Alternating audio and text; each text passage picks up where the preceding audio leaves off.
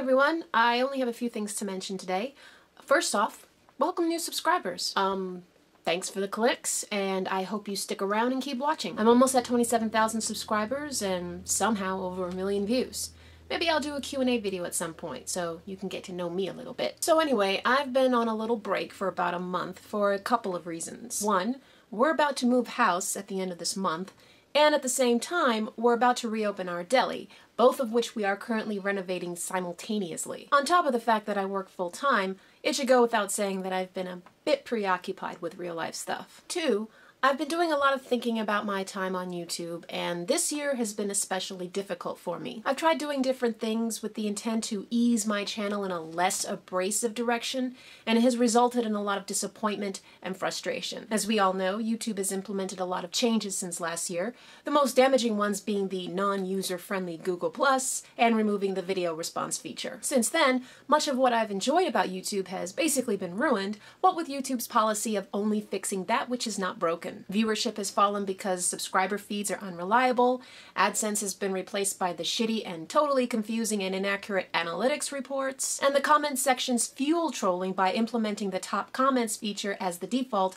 rather than leave them in chronological order. It's not enough that the new format sucks so much ass, but I've essentially failed in my 2014 goal to make 4 videos per month. If it's not a lack of inspiration or topic, then it's a lack of motivation and or confidence, so it's not worth the unnecessary pressure I put on myself, and I'm generally dissatisfied with the content I managed to squeeze out anyway. In the long run, it might damage my YouTube career even further, but putting myself in a perpetually bad mood for the sake of a numbers game doesn't make much sense. So I'm gonna go back to my old policy of, if I've got something to say, then I'll say it.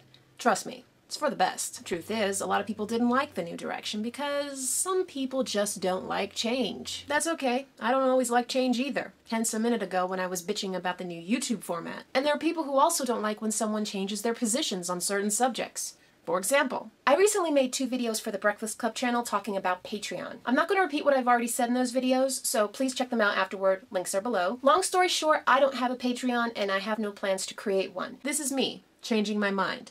I've started a Patreon, and all of the info is in the description box below and in the Patreon video that I've uploaded alongside this one. For the record, I have never had a problem with ad revenue share, product sponsors, or merchandise. I've never held the view that income generated by YouTube or any other online venture was something negative, so long as the content does not degrade. Whenever I hear someone spit out the word sellout, I just automatically tune them out.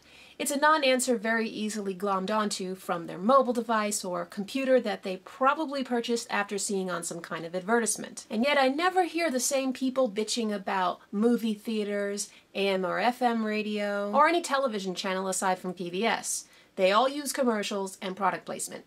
So what? But I was always very uncomfortable with donations, and I discussed this topic with a number of people for several months, all of whom urged me to participate. And I realized pretty quickly that all of my arguments were pretty weak, and it was all stemming from a purely emotional response. So fuck it. Videos are good. It's party time, chumps. Cause, you know, the most damaging ones being the are also people who don't like when someone changes their own direction or their It's a non-answer very easily glommed onto from their mobile device or computer that they obviously purchased after seeing on some Whenever I hear someone or any television, and I've discussed this topic with a number of people for several months, all of whom participate, and the comment sections fuel trolling by implementing the top comments feature as the default, rather than just leave them in chronological